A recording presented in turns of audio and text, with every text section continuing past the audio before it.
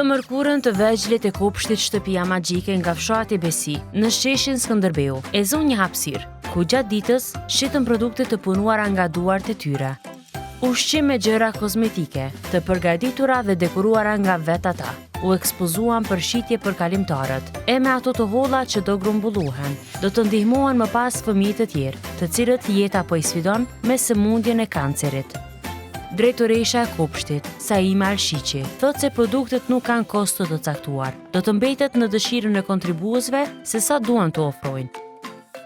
Na jemi kopshti Shtëpia Magjike. Sot për shkak muajit roz, muajit të ndërgjegjësimit për personat e prekur me kancer, në kuadër të aktiviteteve edukative që kemi brenda kopshtit, këtë muaj kemi zgjedhur të bëjmë një aktivitet humanitar, ku fëmijët e kopshtit së bashku me edukatorët me ndihmën e tyre e sigurisht me mbështetjen e prindërve, kanë përgatitur produkte të vogla, të cilat siç po shihet tani po i shesin ato, mjetet e të cilave do t'i dedikojmë për personat ma saktësisht fëmijët e prekur me kancer, do t'i dërgojmë në pediatrinë e fëmijëve për fëmijët të cilët aktualisht janë duke marrë kimioterapi. Kryesisht janë produkte kozmetike të cilat i kanë sjellë prindrit e fëmijëve. Fëmijët së bashku me edukatorët i kanë përgatitur ato, edhe aktualisht janë duke i shitur. Jo, nuk ka një çmim. Sigurisht ka me qenë baza vullnetare të secilit individ sa dëshiron të kontriboj, edhe e din domethënë për çka shkojnë këto mjete, për çka janë të dedikuara dhe sigurisht kontribojnë aq sa janë mërmendje. Sipas drejtoreshës, përmes aktivitetit, fëmijët po mësojnë për jetën dhe të qenit human me të tjerët. Po, janë fëmijët e grupeve parashkollore. Janë dy grupe të cilat prindrit e të cilëve kanë kontribu, grupit 3-4 dhe 5-6. Mirë po, këtë iniciativë jemi duke realizuar me fëmijët e grupit parashkollor për shkak që janë më të rritur, po kemi biseduar me fëmijët. Ata janë të njohur për aktivitetin, e din rëndësinë e aktivitetit që do t'ju ndihmojmë disa fëmijë jo me një sëmundje të caktuar, vetëm disa fëmijëve të cilët kanë nevojë për ndihmë. Në fakt, sipas me kjo nuk është një aktivitet vetëm humanitar. Fëmijët po i mësojmë për jetën. Po e zgjojmë ndjenjen më të rëndësishme në jetë, ndjenjen njerëzore. Ata përmes kësaj po e zhvillojnë edukimin emocional, edukimin moral. Ata po e mësojnë që mirësia, empatia dhe solidariteti janë vlerat të cilat duhet të zhvillohen që nga fëmijëria e hershme. Mjetet e grumbulluara do të ndahen për 5 fëmijët që aktualisht po trajtohen në pediatri, ose do të u blihen dhurata. Kemi bërë të tilla edhe viteve të kaluara, mirë po jo gjatë muajit roz. Këtë aktivitet e kemi dediku kryesisht vetëm për fëmijët të cilët kanë nevojë për mbështetje si morale, për mbështetje financiare, sadopak t'i jepim ndihmë dhe t'i edukojmë fëmijët, t'i mësojmë se çfarë në të vërtetë është ndjenja, çfarë në të vërtetë është dashuria, çfarë do të thotë t'i ndihmosh tjetrit kur ka nevojë.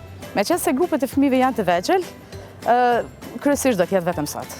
Dhe këto mjete sot vetëm do të dedikohen, do të shkojnë me njëherë në pediatri të fëmijëve, të fëmijët të cilët janë aktualisht të marrë kimioterapi. Këto le ta shohim sa mjete do të mblidhen. Nëse mblidhet disa mjete më shumë, do t'i ndojmë, sepse sipas informacioneve të mia momentalisht ishin 5 fëmijë duke u trajtuar me kimioterapi, do të ndohen tek këta 5 fëmijë, po nëse mjetet janë më pak, atëherë individualisht do dalë, do të blej lodra dhe do të dërgoj lodra për ta, të cilat janë shumë motivuese për marrjen e terapisë. Edhe prindrit ishin mbështetje kyçe për këtë aktivitet. Alma Ajdini thotë se djali i saj ishte i angazhuar dhe kurreshtar për secilin detaj që përgatitej për aktivitetin. Fillimisht si prind jam shumë e lumtur që jam pjesë e kësaj nisme që është shumë domethënëse.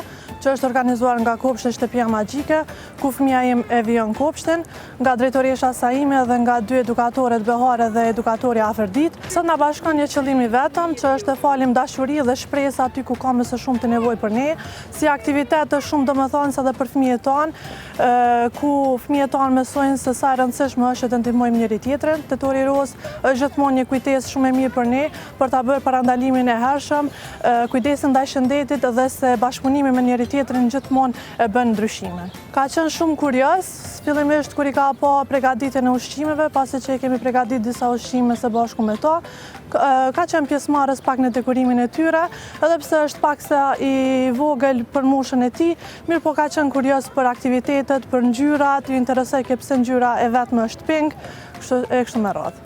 Kujdesi për veten është dhuratë për jetën, të gjitha nënat janë të forta. Është mesazhi që 5 vjeçari, Troj Dragusha, e përcolli në aktivitet. Njëm të roje, 5 vjetë, i morë me sukër e qyqe, që e kena bërë nga ditëspe e mbi sitë. Se kena punu, e kena mbinimu fëmijëve tjerë. Kujdesi për vetën, ose lërota për rritën, të gjitha nënat janë të forta.